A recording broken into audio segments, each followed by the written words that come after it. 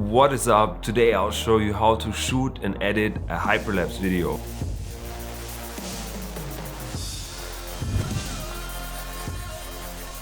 It is much easier than you think, and all you need is a camera and a tripod. People like to use this technique to showcase static subjects like buildings and landmarks in a very creative and dynamic way.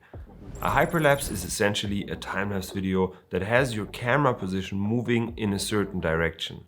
That is a really cool and dynamic effect because it shows the passage of time and the position in a very fast-paced way. The movement can either be in a straight direction or in a circle, and for the purpose of this tutorial I chose a landmark and then I just moved forwards in a straight line.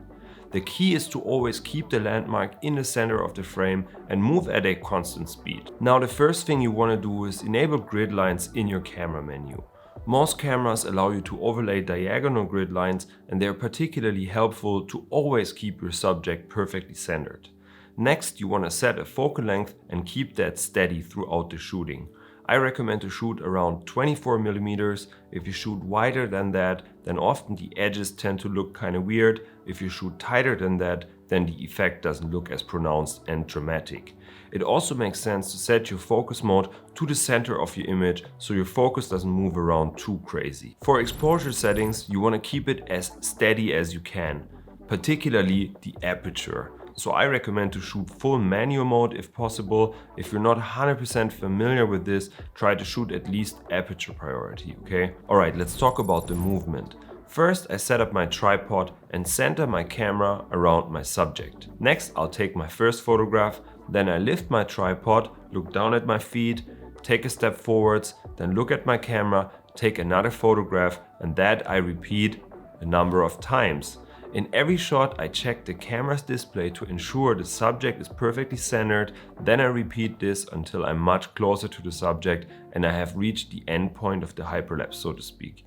Usually I would take more than 100 pictures because 30 pictures make up 1 second of video, so you need at least 150 to have 5 seconds of videos usually. One important thing to look out for is moving at a constant speed. Try to make sure that the interval is somewhat similar. So don't take a break and wait 5 minutes in between shots, as this otherwise can mess with the cloud movement and so on. It might ruin your shot, okay? Alright, I got my pictures on my memory card, so now I can transfer those files to my computer. If I want to, I can make edits of the raw images in Lightroom first, but for me most of the time JPEG images are good enough. So what I like to do usually is open up Premiere Pro, hit Import Images, and then I ensure to open up the options panel on the bottom and tick the box Image Sequence. Select the first image of the sequence. Now Premiere will do its magic and turn your image into a short clip, which is awesome. Next, you want to stabilize your clip. Most of the time you'll have some kind of shaking and wobbling going on, but that is not a problem. Simply go to the effects panel, search for an effect called Warp Stabilizer. Next, drag and drop that effect onto your clip. Now the default setting is 50% stabilization, which is way too drastic, so what I like to do most of the time, set it to 5%, then work my way up until the clip looks acceptable, okay?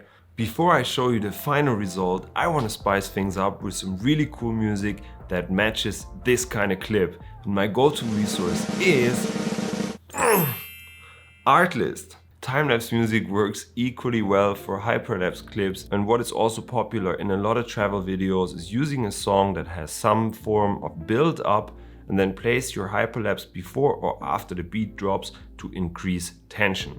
So I like to use the filter function on Artlist to find an up-tempo electronic music song. Then I go to the waveform and identify the section where the song has an interesting drop and change in pace. And that is where I like to place my hyperlapse. But let's replay that and see the final result.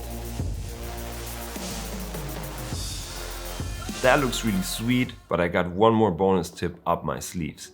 But before we get into that, I want to thank Artlist for making this video possible. If you're thinking about a subscription to a music licensing service, then Artlist is one of the cheapest options out there. The personal plan costs less than $10 per month.